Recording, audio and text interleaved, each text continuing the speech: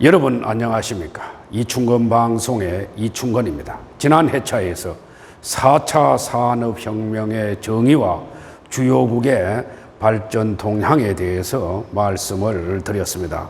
이번 회차 시간에는 4차 산업혁명 시대 유망산업과 기업의 경영 전략, 기업은 어떻게 대응해야 하는가 등에 대해서 말씀을 드리겠습니다. 가벼운 마음으로 들어주시기를 바라겠습니다.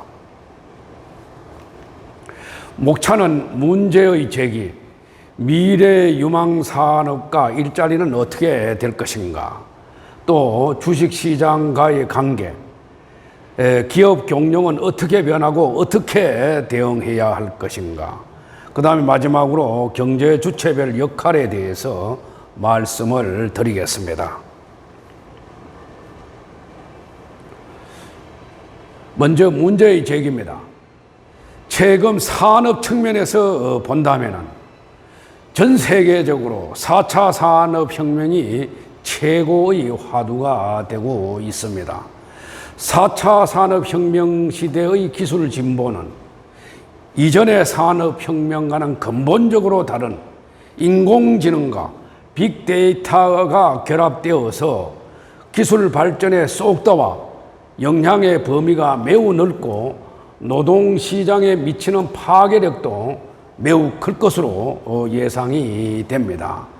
4차 산업혁명에서는 인공지능, 사물인터넷, 빅데이터, 클라우드, 블록체인 기술 등의 발전은 우리나라 산업의 발전은 물론이고 일상생활에도 큰 변화를 야기시킬 것으로 생각이 됩니다.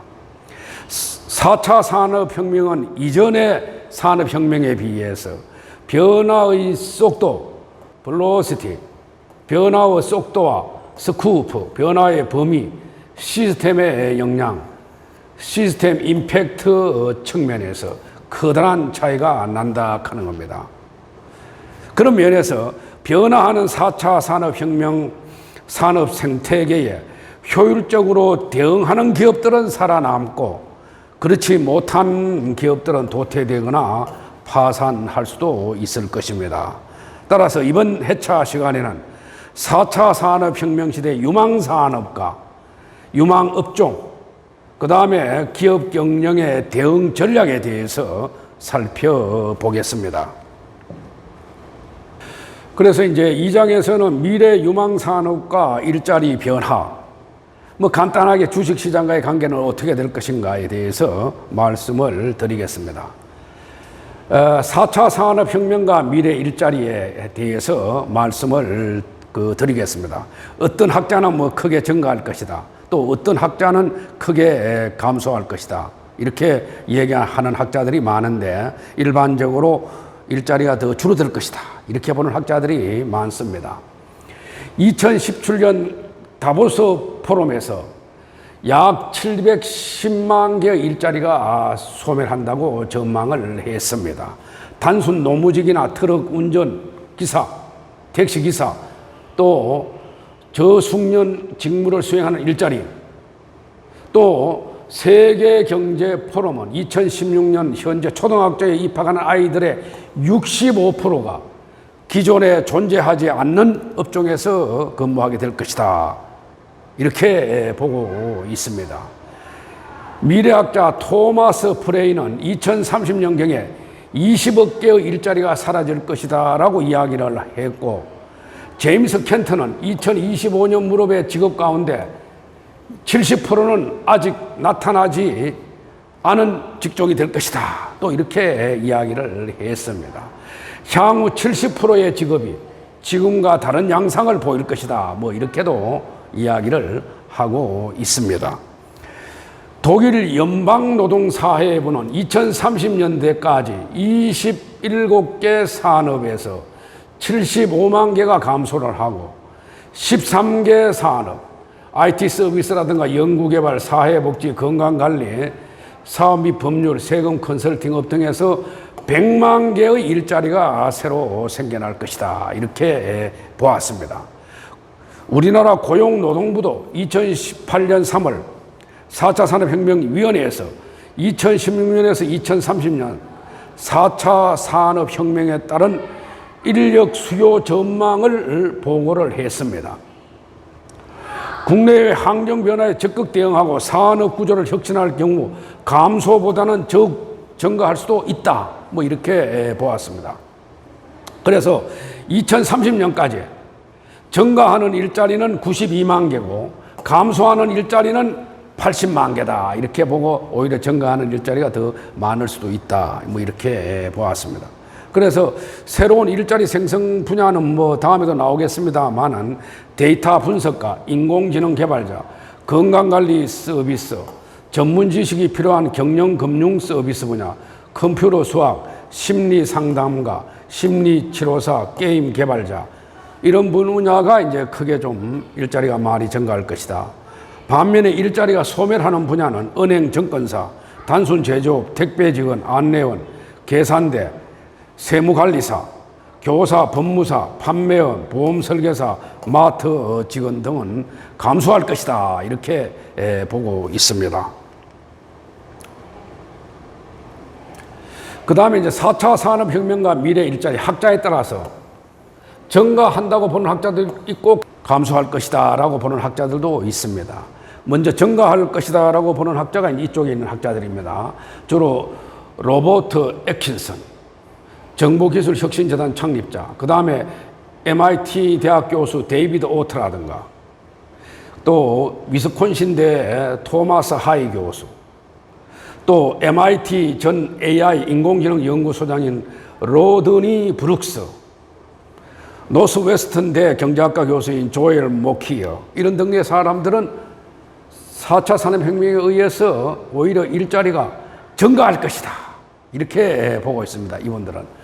그러나 감소할 것으로 보는 학자들은 구글 수석경제학자 할 베리언, 이코노모스트지 편집자인 톰 스탠디지, 콜롬비아 대학 경제학자 교수인 제프리 sak스, 다빈치 연구소장 토마스 프레이, 전 하버드 대학 총장인 로렌스 서먼스 등은 감소할 것이다 라고 보고 있고, 그럼 이쪽에 있는 학자들은 증가할 것이다 이렇게 보고 있습니다.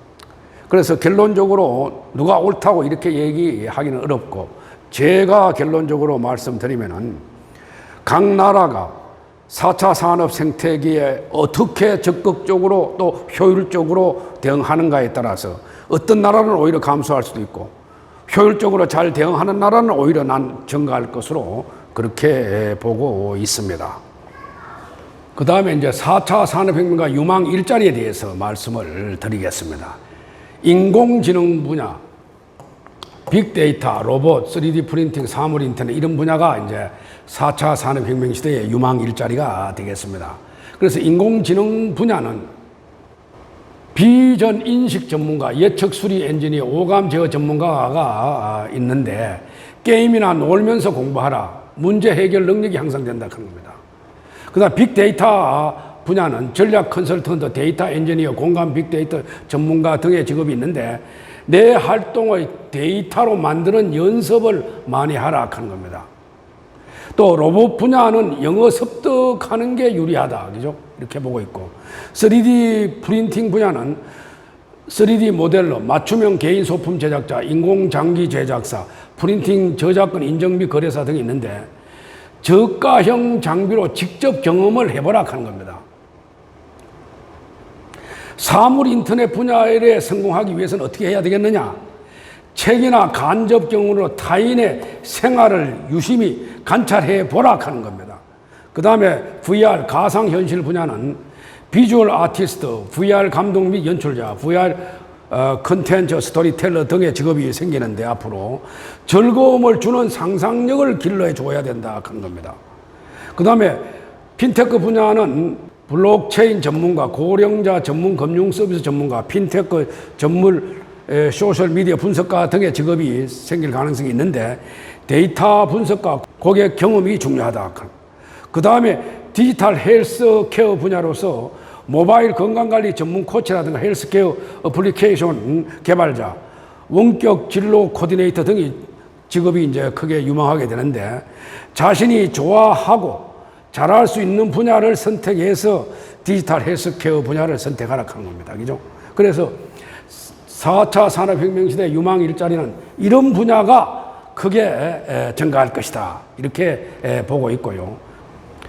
그러면 이제 우리나라에서 고용노동부에서 미래 유망 분야 포함 50개 국가 직무 능력 표준인 NCS에서 이런 업종이 크게 앞으로 발전할 수 있다. 이렇게 발표를 했습니다. 그 분야를 한번 말씀을 드리겠습니다. 가상훈련 시스템, 그 다음에 드론, 지능형 로봇, 실감형 콘텐츠, 가상현실 콘텐츠, 심해저 해양 프렌트, 바이오 헬스, 그 다음에 전기 전자 분야, 직류 송배전 분야, 지능형 IoT 사물 인터넷, 그 다음에 친환경 에너지 안전 분야, 이런 분야가 미래 유망 업종이 될 것이다. 구체적인 분야는 여기 적어놨으니까 한번 참고를 해서 보시기를 바라겠습니다. 그 다음에 주식시장과의 관계는 그럼 어떻게 될 것인가를 대해서 간단하게만 제가 말씀드리겠습니다. 한마디로 누구든지 일반적으로 이야기하는 것과 마찬가지로 4차 산업혁명 관련 성장주가 유망할 것으로 판단이 됩니다. 예를 들어서 게임이라든가 사물 인터넷, 빅데이터, 인공지능, 자율주행차, 가상현실 등이 크게 성장할 것으로 보이고, 여기에서 또 필요한 게 반도체가 많이 쓰입니다. 따라서 당연히 반도체 산업은 발전할 수밖에 없다. 그래서 삼성전자라든가 SK 하이닉스도 주가가 계속 이렇게 크게 상승을 했습니다. 따라서 반도체 수요 기반 안에서 5G 통신 인프라 투자를 비롯해서 최근에 또 6G가 많이 개발되고 있습니다만, 하여튼 통신 인프라, 컨텐츠, 융합 빅데이터 플랫폼, 4차 산업혁명 관련 기술 보유 업체 등의 기업들이 크게 상승할 것으로 보인다. 미국 정시에서는 2007년부터 이른바 팡이라고 하는 기업들이 크게 뛰었습니다. 즉 페이스북, 애플, 아마존, 넷플릭스, 구글, 거의 대부분 다 플랫폼 기업이죠. 전 세계에서 가장 거대한 플랫폼을 갖고 있는 회사들은 이런 회사들입니다. 주로 미국 기업들이죠. 주로. 그 다음에 마가라고 하는 기업들, 즉 마이크로소프트사, 애플, 구글, 아마존, 이게 세계 최대의 시가총액 기업들입니다. 이들 업종이 본격적으로 몇 년 전부터 크게 주가가 크게 많이 뛰었습니다. 그 다음에 스콧 갤러웨이 뉴욕대 경영대학원 교수는 향후 구글, 아마존, 애플, 페이스북 4개 그룹이 디지털 시대를 좌우하는 4대 공룡기업으로 성장할 것이다. 이렇게 전망을 했고, 그 중에서 당연 1위는 스콧 갤러웨이 교수는 아마존이 될 것이다. 이렇게 전망을 했습니다. 따라서 이러한 플랫폼 기업들, 이런 기업들이 또 크게 성장을 하고 있습니다. 그 다음에 이제 아마존의 성공 사례를 제가 간단하게 한번 정리를 해 봤는데요. 아마존이 잘 알다시피 전자 책방으로 출발을 했습니다. 그래서 지금 최고의 부자가 제프 베조스인데, 제프 베조스가 세계 최대의 갑부가 되었죠. 그러나 공교롭게도 마이크로소프트사의 회장인 빌 게이츠가 마이크로소프트사를 설립을 해서 윈도우하고 오피스를 출시를 해서 컴퓨터를 살 때마다 그건 당연히 윈도우도 깔아야 되고 마이크로소프트 오피스도 깔게 되어 있습니다. 그죠? PPT는 이것도 PPT죠. PPT라든가 엑셀이라든가 마이크로 워드라든가 이런 걸 사용하게 되죠. 그래서 팔릴 때마다 마이크로소프트사의 영업이익은 증가하게 됩니다. 그래서 옛날에 20년 전에는 마이크로소프트사에 비해서 아마존은 조그마한 책방에 불과했는데, 이게 불과 20년 만에 크게 성장해서 최근에 와서는 마이크로소프트사하고 거의 비슷한 시가총액을 나타내고 있습니다. 그죠? 주가가 하도 이렇게 가파르게 올라가서 말이죠. 그래서 이 사람이 세계 최고 갑부가 되었죠. 그러면 아마존의 3대 성공 요인은 무엇인가? 그걸 한번 정리를 해보니 차별화된 사업 다각화를 하고 있습니다. 특히 최근에는 클라우드라든가 AI, 인공지능에 한 발 앞서서 투자해서 많은 발전을 하고 있고 모든 기업이 두려워하는 파괴자로서 인식을 하고 있습니다. 모든 기업들이 겁을 내고 있다 이거죠. 그래서 주가가 크게 올라가가지고 이 사람이 최고 부자가 됐다 이런 얘기입니다. 그 다음에 장기적인 시각으로 경영을 했다 하는 겁니다. 3년 뒤를 보고 경영을 하고 이익은 배당을 하지 않고 장래를 위해서 투자를 했습니다. 실패를 자산으로 만든 경험도 많았습니다. 스마트폰이나 전자책은 성공을 못했지만 하드웨어 판매 경험 등 바탕으로 음성인식 비서 에코, AI 에코를 안착시켰습니다. 또 아마존은 온라인 서점에서 시작해서 상품을 수천만 개로 확대를 해서 오프라인 유통, 홀푸드 마켓까지 만들어서 이렇게 진출을 했습니다. 그래서 오프라인 유통 시장에 이제 진출을 했죠. 그 다음에 클라우드, 인공지능, 디지털 광고, 식료품, 배송 서비스까지 이제 아마존이 하고 있다 하는 겁니다. 그 중에서 무인 슈퍼마켓, 아마존고를 만들어서 그냥 휴대폰에 앱을 깔고 들어갔다가 나와서 물건을 가지고 나오면 자동 결제가 됩니다. 텔러가 없는 겁니다. 그러다 보니 미국의 상당수의 백화점 점포가 문을 닫게 되었습니다. 그래서 이게 크게 성장하고 있다. 다른 회사하고 원가 경쟁에서 상대가 되지 않아서 이렇게 크게 성장하고 있습니다. 1994년에 제프 베조스가 미국 시애틀에 있는 창고에서 설립한 아마존이 2018년 9월 4일에 시가총액 1조 달러를 돌파를 했고 최근 한 1조 5천억 달러, 6천억 달러가 되고 있습니다. 이때보다 또 한 5, 6천억 달러가 증가했습니다. 시가총액 1조 달러 돌파는 모든 전 세계 기업 중에서 애플에 이어서 두 번째였습니다. 아마존이. 두 번째로 1조 달러를 돌파를 했다. 그래서 아마존 지분의 16%를 가진 베조스는 세계 1위 부자다 말이죠. 그의 재산은 한 1,800억 달러다. 얘는 한때는 뭐 2위, 3위였지만 최근에 지금에 와서는 1위를 달리고 있습니다. 그런데 베조스의 부인인 맥킨지 베조스와 결혼해서 25년 만에 2019년 1월에 이혼을 했습니다. 부인하고. 그래 부인한테 아마존 지분 한 반 정도를 주식을 줬습니다. 그래 부인은 아마존 베조스 지분 약 절반인 44조 원을 받았고 이 중 절반 22조 원을 또 비영리 사회단체에 기부를 했습니다. 그래서 미국의 부자들은 사회에 기부를 많이 해가지고 다 모든 사람들이 좋게 보고 있습니다. 부자들도. 그리고 그래서 베조스 부인도 자기가 받는 지분의 반을 사회 단체에 기부를 했다 하는 겁니다. 부인도. 그 다음에 이제 제프 베조스가 27년 만에 아마존 최고 경영장 CEO에서 며칠 전 7월 5일 물러났다고 이야기를 하고 있습니다. 며칠 전에 물러났습니다. 자기 후임으로 앤디 제시 아마존 웹서비스 CEO를 아마존 회장으로 임명을 하고 자기는 물러났습니다. 이렇게 되고 있다. 하여튼 세계 최고의 갑부다. 지금 현재도 이렇게 보면은 되겠습니다. 그 다음에 이제 이거는 2018년 10월 기준으로 보면은 전 세계 시가총액 기업을 한번 정리를 했는데 애플, 아마존, 마이크로소프트사, MS, 그렇죠? 그 다음에 구글, 버커셔 해서웨이. 버커셔 해서웨이는 워렌 버핏 회장으로 있죠. 워렌 버핏.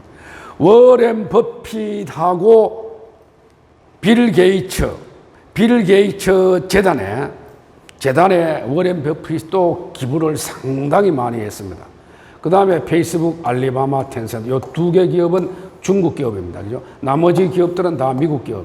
그래서 세계 시가총액 미국은 IT 분야에서 기업들이 이렇게 잘 나가고 있다 하는 것이죠. 이렇게 볼 수가 있습니다.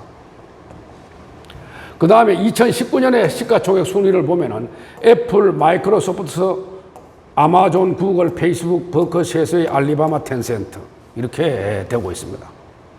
그 다음에 최근 자료를 제가 업데이팅을 해 보았습니다. 이게 이제 미스터 캡에서 시가총액을 계속 발표하고 있는데 최근 업로드 했는 거는 작년 말 거가 되어 있어서 그걸 제가 업로드를 시켰습니다. 그러면 애플, 이게 사우디아라비아의 국영석유 회사 아람코, 이게 2위입니다. 뭐 사우디아라비아도 석유가 많이 나니까 국영석유 회사. 그 다음에 마이크로소프트사, 아마존, 구글, 페이스북 이렇게 된다. 그 다음에 이제 중국 기업인 두 개가 텐센트, 알리바마 순위가 또 바뀌었습니다. 그죠? 요게 7위, 이게 8위입니다. 그죠? 알리바마가 8위, 텐센트가 7위.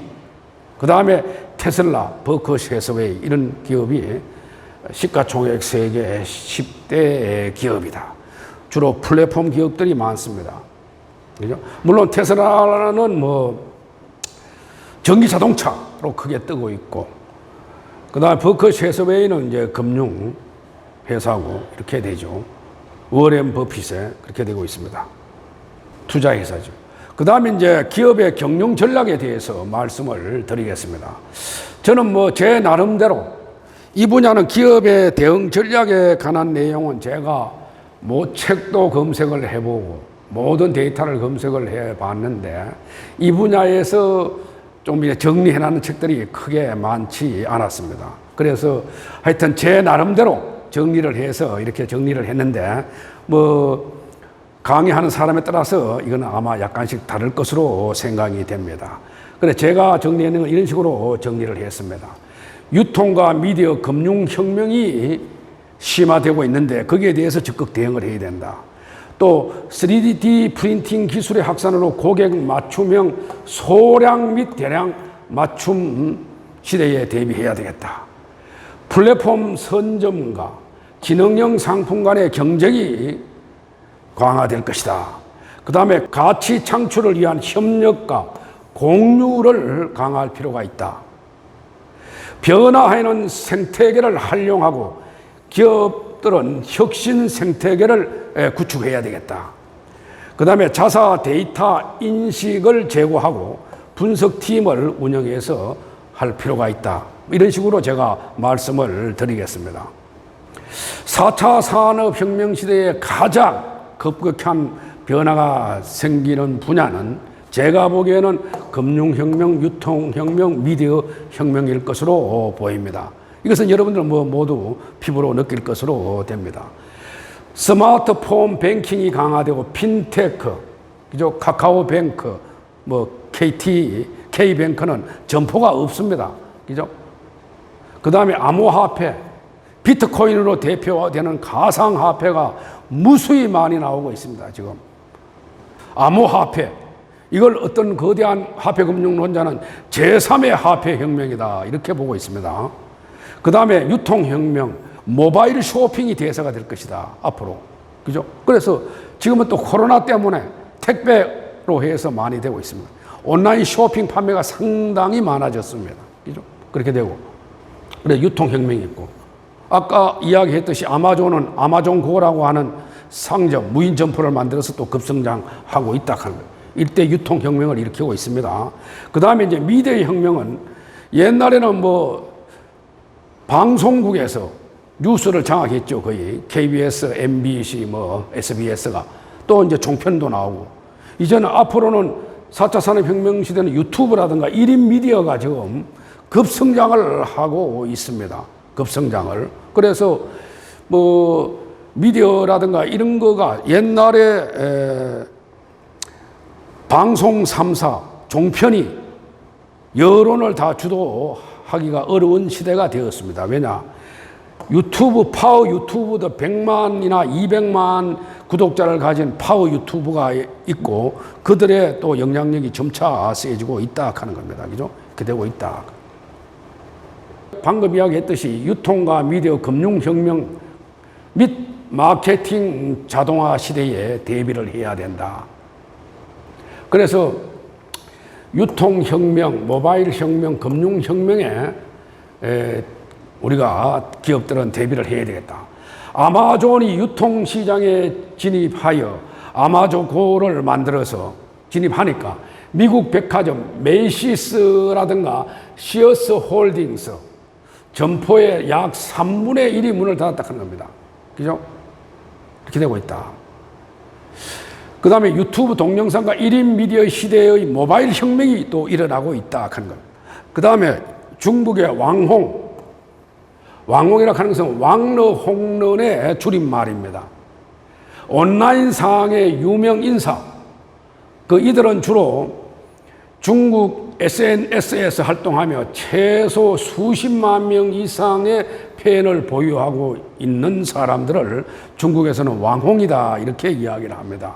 우리나라에서 볼 때는 파워블로그, 1인 인터넷 방송 진행자, 그죠? 이런 사람들이죠. 파워블로그죠. 대부분의 왕홍들은 정부 훈련을 받지 않고 자신의 아이디어와 취미를 바탕으로 방송 컨셉을 잡고 진행을 하고 있습니다. 그런데 이들이 아주 크게 성공하고 있다 하는 겁니다. 이들에 의해서 매출액이 크게 증가하고 있다 하는 것이죠.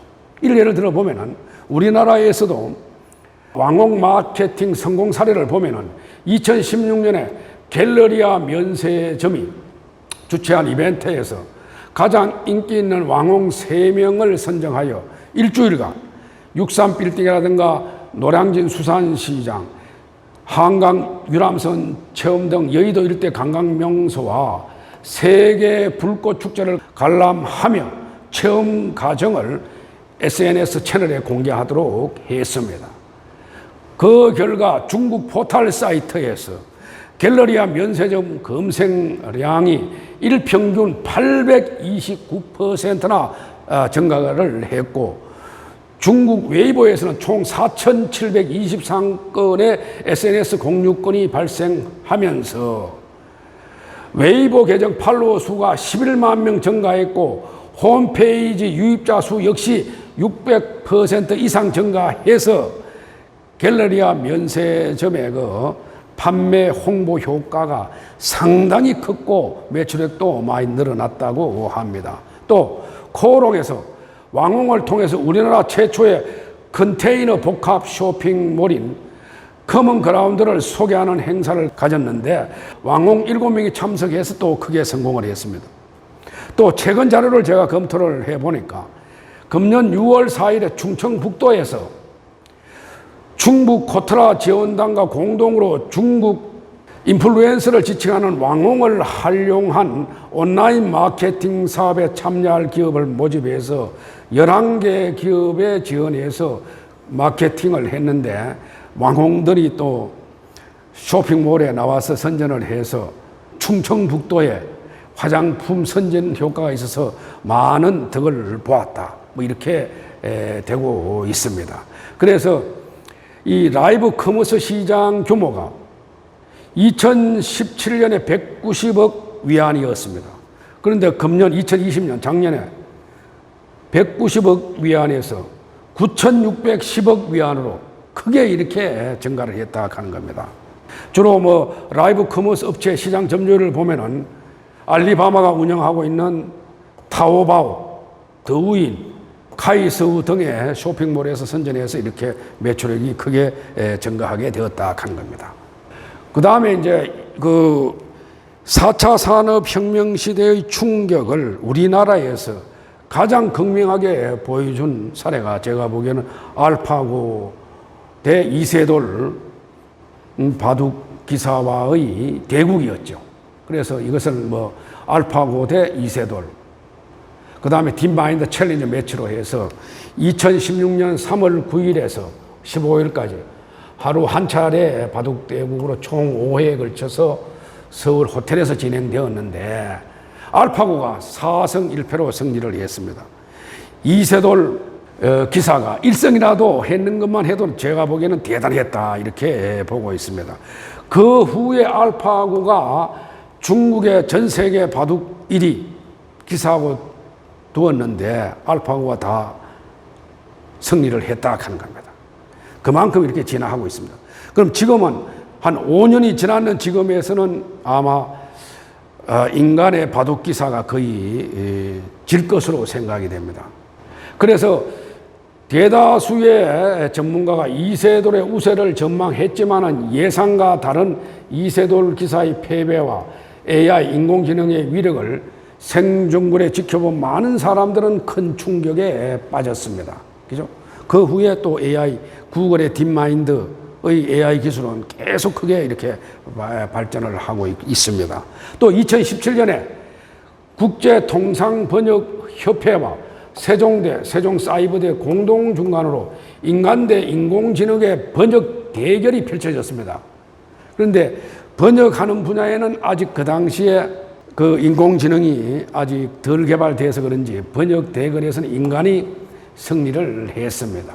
또 문학, 비문학 지문의 한영, 영한 번역 대결 결과 한영 번역에서는 인간 번역사 팀이 30점 만점에 24점을 받은 반면에 번역기는 11점이었고 또 영한 번역에서도 번역사들은 25점을 받았는데 AI 번역기는 13점에 그쳤다고 합니다. 그러나 AI는 모든 번역을 그 당시에도 1분 안팎에 끝냈습니다. 압도적으로 사람이 하는 번역 속도보다 훨씬 더 빨랐다 하는 겁니다. 마이크로소프트사, 페이스북, 구글 등 거대 IT 공룡 기업들은 다국어의 번역 모델을 앞다투어 선보이면서 통번역 기술을 사람 수준까지 끌어올리고 있다 하는 겁니다. 또 최근 자료에 보면은 2020년 주목할 만한 AI 성과 가운데 구글 딥마인드의 알파 폴드 2가 꼽히는데 이것은 AI를 이용을 해서 50년 동안 풀리지 않았던 단백질 접힌 문제의 실마리를 AI가 찾아냈다고 합니다. 그 다음에 이제 또 스타일란다의 성공 사례에 대해서 말씀을 드리겠습니다. 과거 스타일란다의 브랜드를 운영하는 란다는 김소희 대표가 22살이던 2005년경에 창업한 1세대 패션 스타트업이었습니다. 동대문 시장에서 산 옷에 섹시발랄, 센 언니 등의 컨셉을 더해서 가성비 높은 가격으로 인터넷에서 판매해서 성공을 했습니다. 국내 영업에 주력하던 2011년까지만 해도 매출액의 339억 원, 5억 원의 영업 손실을 냈습니다. 그러나 K-팝과 K-패션, K-뷰티 바람이 불면서 크게 성공을 했습니다. 색조 화장품 시장인 브랜드 3 컨셉 아이즈에도 진출을 하고 창업 9년 만에 2014년에 매출액이 1151억 원까지 달성을 했습니다. 그런데 2014년에 중국 시장에서 크게 성장을 했는데 그 이유가 뭐냐? 중국의 한 파워 블로거, 즉 왕홍이라고 합니다. 중국에서는 왕홍, 파워 블로거가 스타일란다 홍대 매장에서 옷과 화장품을 구매하는 사진을 올린 뒤로 중국인들이 트렁크를 들고 매장에 오기 시작했습니다. 외국인들의 해외 배송 문의가 폭발적으로 늘어났고 그래서 매출액도 크게 증가했다고 하는 겁니다. 일본에도 러브콜을 받고 진출을 했습니다. 이렇게 크게 성장하게 되었다. 중국의 왕홍이 SNS에 올리고 선전해 준 덕분에 그렇게 되었다 하는 겁니다. 그래서 2018년 6월에 스타일란다는 프랑스의 세계적인 화장품 회사인 로레알 그룹에 매각이 되었습니다. 판매를 했습니다. 전량 매각해서 매각 가격은 약 6천억 원 정도에 매각을 했다고 합니다. 그래서 22세 여성이 창업한 자그마한 인터넷 쇼핑몰이 14년 만에 6천억 가치를 보유한 기업으로 거듭나는 성공 실화를 이루게 했다고 합니다. 그래서 이분이 이제 김소희 대표인데, 스타일란다 이거 6천억 팔아가지고 그 돈 가지고 뭐 지금도 아마 뭐 스타일란다 하고는 좀 다르겠지만은 아마 사업을 계속 하는 걸로 알려지고 있습니다. 다른 사업을. 중국 파워블로그 왕홍들은 뭐 장따이 쉐리라든가 자오다 이런 등등의 사람이 있는데 이 외에도 많이 있죠. 그 다음에 이제 이거는 일본 긴자거리 유명한 술집의 얘기입니다. 길비에이라고 하는 술집인데 아리마 히데코 할머니의 이야기입니다. 할머니. 이분이 101살까지 현역에서 일을 하고 돌아가셨다고 합니다. 이분은 아리마 히데코는 긴자에서 길비에이라는 술집을 50년 이상 운영해 오면서 정치계 인사들을 단골로 사귄 특이한 이력의 소유자다. 뭐 이렇게 보고 있습니다. 술집의 개념을 재정의했습니다. 뭐냐? 단순한 술집이 아니고 인생 상담소로 만들었다 이런 얘기입니다. 그래서 성공했다 하는 겁니다. 그래서 술집은 술을 마시는 곳일 뿐만 아니라 스트레스까지 푸는 장소다. 인생 상담소로 운영을 하고 101세의 나이로 2003년에 타계했는데 101살까지 현역에서 일을 했다고 합니다. 48년에 도쿄 외곽 고란다에서 커피숍을 연 뒤 51년에 긴자로 장소를 옮겨 술집 바를 운영했다고 합니다. 그녀는 손님들과의 대화가 끊기지 않기 위해서 매일 경제신문 3개를 반드시 보았다고 합니다. 밤 12시에 마지막 손님을 배웅한 뒤에는 가계부를 정리하고 새벽 2시에 잠자리에 들고 아침 6시면은 어김없이 일어나 전날 가게를 찾은 손님들의 이름과 생김새뿐만 아니라 관심사까지 꼼꼼하게 메모를 하고 관련 일이 있으면은 또 전달을 하고 이렇게 했다고 합니다. 그래서 단골 손님 가운데서 전직 총리를 포함해서 소설가 엔도 슈사쿠, 일본 이토츠 상사의 전 회장인 세지마 류조 등이 있었다고 합니다.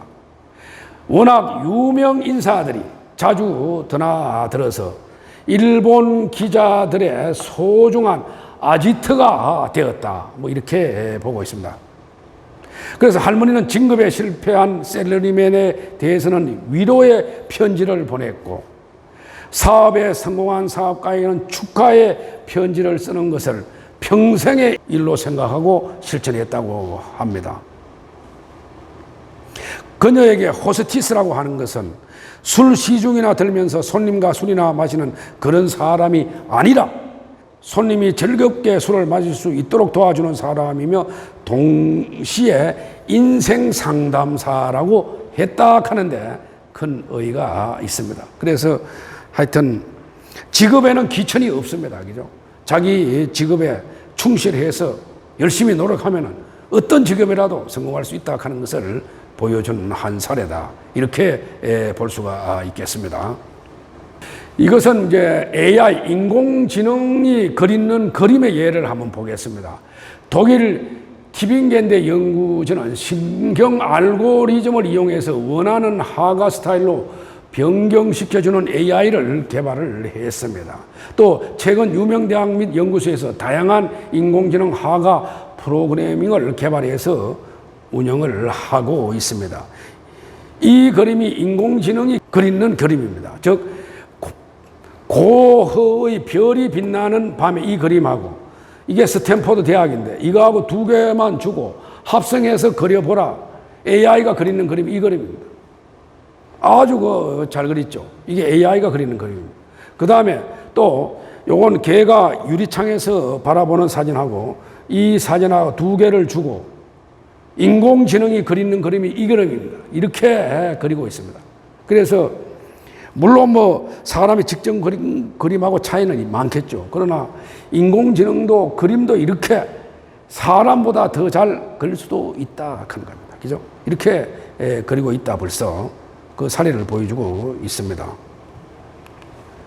그 다음에 이제 기업의 마케팅 자동화가 급격하게 진행될 수가 있다 하는 것이죠.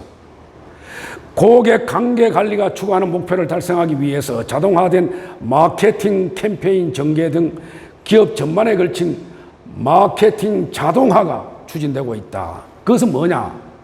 고객 세분화, 고객 데이터 통합과 커뮤니케이션 캠페인과 같은 마케팅 프로세스를 자동화하기 위해서 관련된 소프트웨어를 사용하는 활동이다. 뭐 이렇게 볼 수가 있습니다.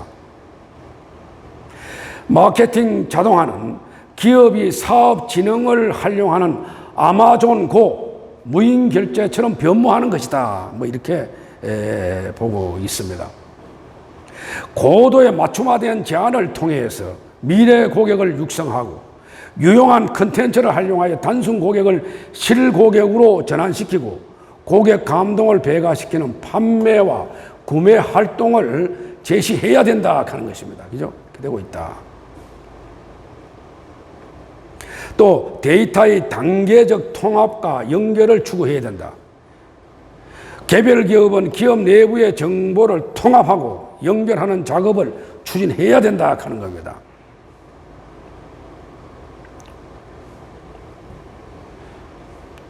그 다음에 이제 두 번째는 3D 프린팅 기술의 확산이 될 것이다. 그래서 맞춤형 소량, 대량 맞춤 생산이 가능하게 된다 이런 얘기죠.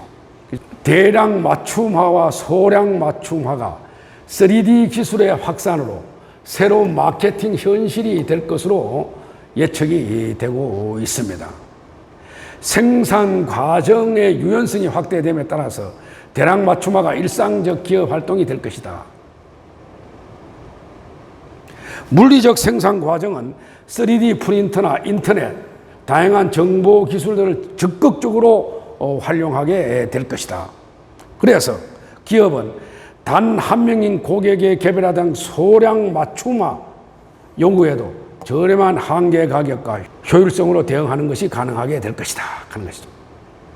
또 자율주행 자동차나 홈 네트워크 서비스에서 보듯이 높은 수준의 지능을 갖춘 스마트 상품들이 상당히 많이 나오고 있습니다. 그죠? 그렇게 될 것이다. 그 다음에 ICT 디자인을 고려한 제품이라든가 서비스, 사업 모델 기획이 보다 강화될 것이다. 그래서 4차 산업혁명은 디지털 기술의 융합을 전제하고 있어서 제품이나 서비스, 공정의 개발에 있어서 제품 본연의 기능뿐만 아니라 사용자의 목표, 정보를 수집하고 제공하는 접점, 사용자가 손쉽게 활용할 수 있는 인터페이스 구성, 정보의 저장과 연결 방식 등을 함께 설계할 필요가 있을 것이다. 뭐 이렇게 보고 있습니다.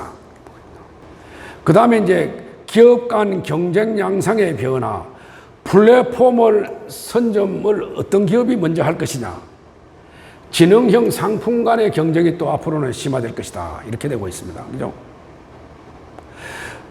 따라서 앞으로는 플랫폼 선점과 내부 원가 절감을 통한 경쟁력 강화를 요구받을 것이다. 그래서 기업들은 플랫폼을 다양화하고 킬러 콘텐츠를 창조해야 됩니다.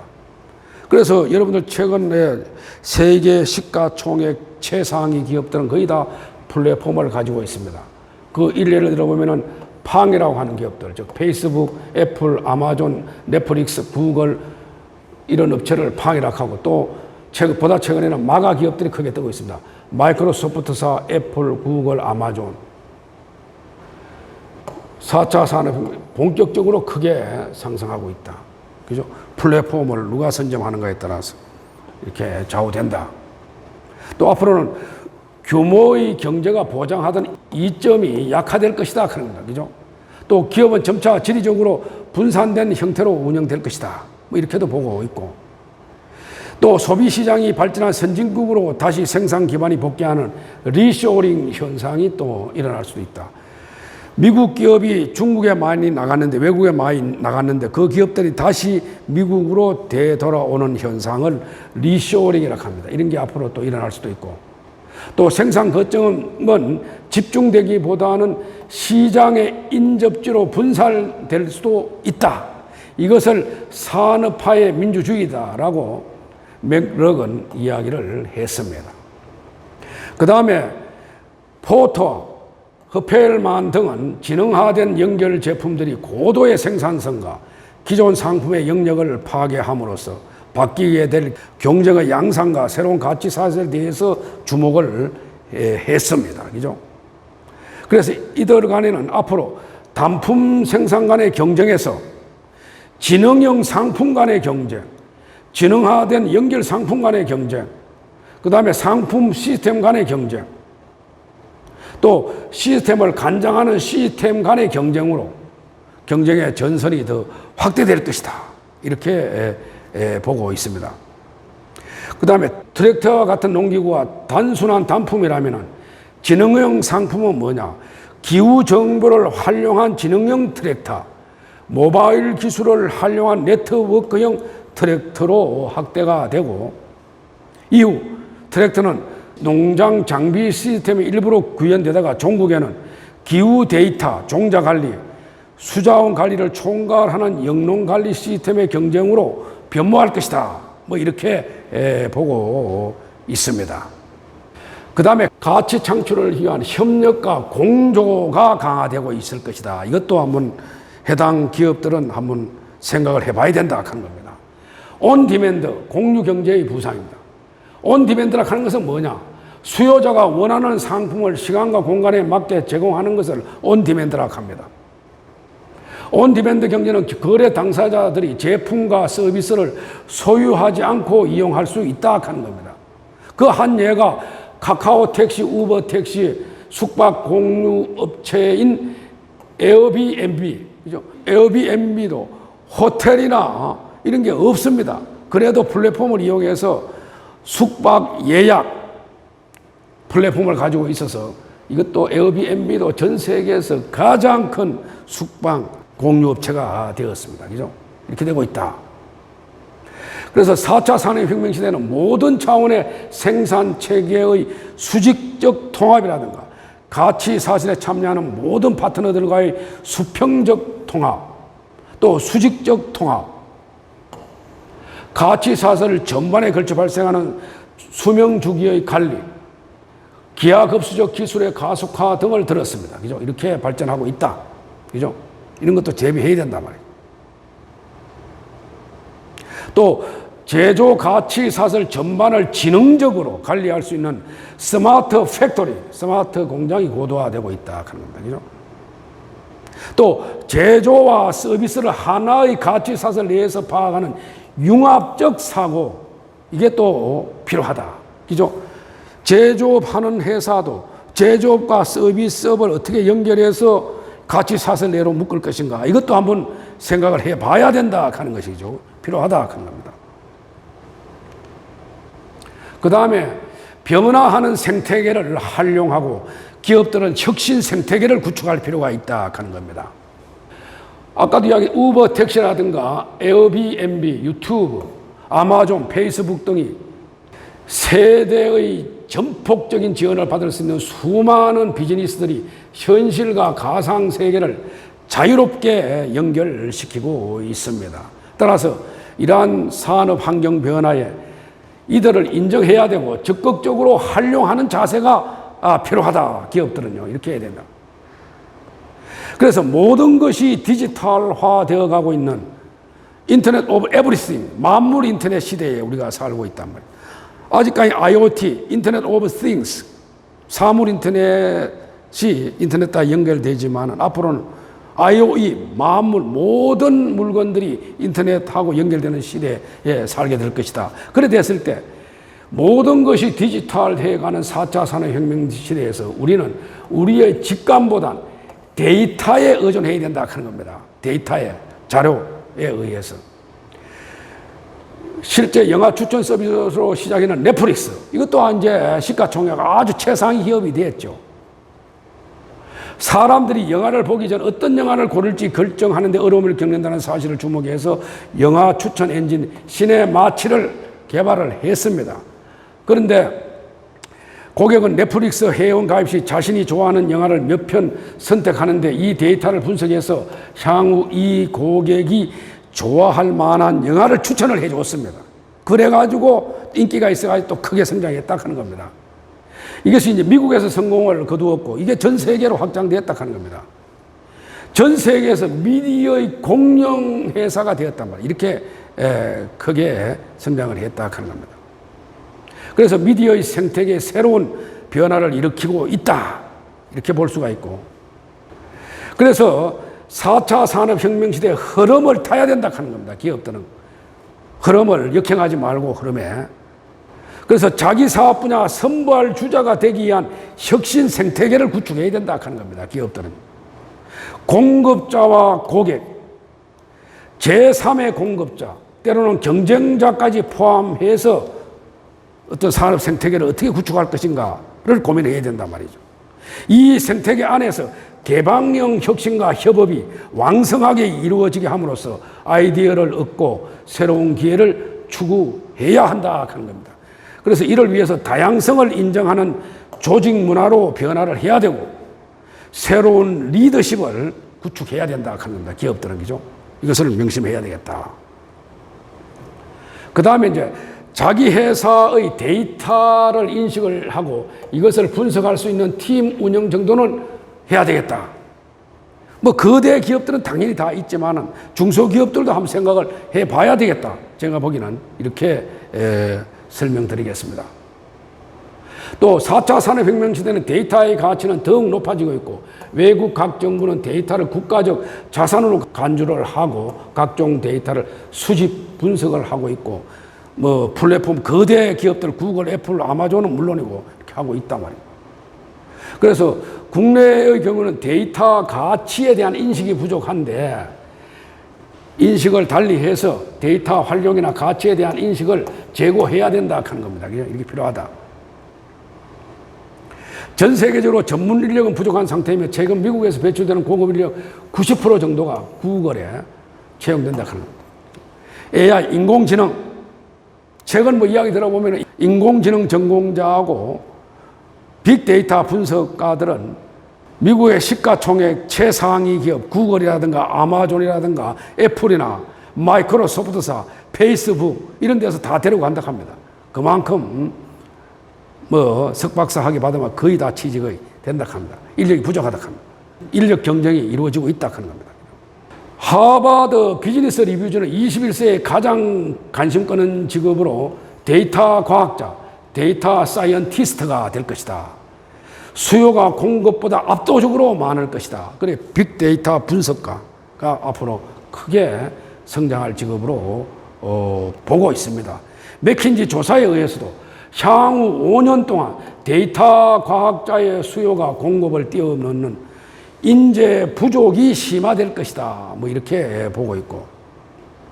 그래서 데이터 관련 정책은 유능한 빅데이터 관련 인력 확보, 전문성 부여가 필요하고 또 기업에서는 4차 산업혁명에 대비하는 조직이나 데이터 분석팀의 구성이 필요하다. 제가 보기에는 이렇게 생각이 됩니다.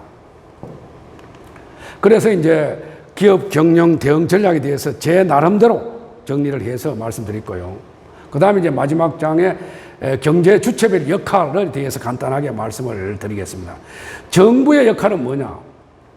혁신 생태계의 조력자 또는 코디네이터로서 역할을 해야 된다. 그래서 정부는 민간 영역에는 간섭하지 말고 산업 생태계를 효율적으로 구축하는데 신경을 써야 된다 하는 겁니다. 그럼 기업들은 어떻게 해야 되느냐? 4차 산업혁명 시대 기업들은 혁신을 하지 못하면 시장에서 도태가 되고 반면에 기회를 포착한다면 시장을 주도할 수도 있게 된다 하는 겁니다. 그래서 사회적 수용자 내지 혁신가로서의 역할을 해야 된다. 기업들은 말이죠. 이렇게 해야 된다. 그래서 기업가 정신의 발현을 통해서 기업가 정신의 가치, 기업가 정신과 가치, 철학을 전파하고 또 확산시켜서 창조적 활동을 펼치는 동시에 공유 가치의 창출과 사회 정의 실현에도 앞장서야 할 것이다. 그래서 포노 사피언스가 남기는 빅데이터를 기반으로 미래 전략을 써야 되겠다. 이렇게 보고 있습니다. 그 다음에 개인들은 그럼 어떻게 해야 되겠느냐? 개인은 그러니까 평생 연구를 하고 배워야 된다 하는 겁니다. 그죠? 4차 산업혁명 시대에 걸맞는 어떤 그런 배움을 정대시켜야 되겠다. 대학은 모험생을 키우는 방향으로 교육을 하고 모험생, 무커 등의 에듀테크를 적극 활용해야 되겠다 하는 겁니다. 그죠? 그래서 토론과 세미나 형태의 수업을 주로 하는 미네르바 스쿨 같은 대학이 설립이 되고 있고 운영되고 있습니다. 또 하버드대, MIT 공대 등도 무크, 온라인 교육입니다. 무크를 한마디로 매시브 오픈 온라인 코스를 무크라고 합니다. 중심으로 창의성, 문제 해결 능력 등에 초점을 맞춘 교육 시스템을 강화하고 있다 한 겁니다. 그죠? 그 우리나라에서도 적극 이렇게 활용을 해야 되겠다. 인재 양성 방향은 시키는 일을 잘하는 인재보다는 스스로 일을 찾아서 창의적으로 하는 인재가 되어야 되겠다. 스펙이 좋은 인재보다는 스토리가 풍부한 인재. 제조업 중심 시대에 맞는 인재에서 4차 산업혁명 시대에 맞는 인재를 양성해야 된다 하는 겁니다. 그죠? 또 저는 이 말을 좋아합니다. 박기후인 이런 자세가 필요하다. 자기에게는 박하고 엄격하고 남에게는 후하게 관대하게 살아가야 된다 하는 겁니다. 그죠? 자기 절제와 타인 배려의 마음이 필요하다. 박기후인의 자세로 모든 사람들이 살아간다면 모든 사회는 즐겁고 행복해질 것이다. 이렇게 이제 볼 수가 있겠습니다. 그 다음에 알프레도 마샬은 그의 저서 경제학 원론에서 1890년에 썼는 책에서 쿨 헤드와 웜 하트, 냉철한 머리와 따뜻한 가슴이 필요하다. 그죠? 이렇게 해줘야 된단 말이죠. 가슴은 따뜻해야 된단 말이죠. 그래서 어떤 학자는 향후 인류는 포노 사피언스 시대가 휴대폰 위주의 폰 사피언스 시대가 도래할 것이다. 폰에서 웬만한 거는 다 될 수 있는 이런 시대가 도래한다 한 겁니다. 그죠? 그렇게 보고 있습니다. 지금까지 4차 산업혁명 시대 기업 경영과 성장 유망 산업 또 기업의 경영 전략에 대해서 제 나름대로 정리해서 말씀을 드렸습니다. 제 영상을 보시고 더 보완해야 되거나 수정해야 될 내용이 있으시면 댓글을 달아주시면 제가 성실하게 답변 드리겠습니다. 또 댓글은 추후 연구에 향후 연구에 많은 도움이 되겠습니다. 제 영상을 끝까지 시청해 주신 여러분들께 거듭 감사의 말씀을 드리고 이번 회차는 여기에서 강의를 모두 마치겠습니다. 대단히 고맙습니다.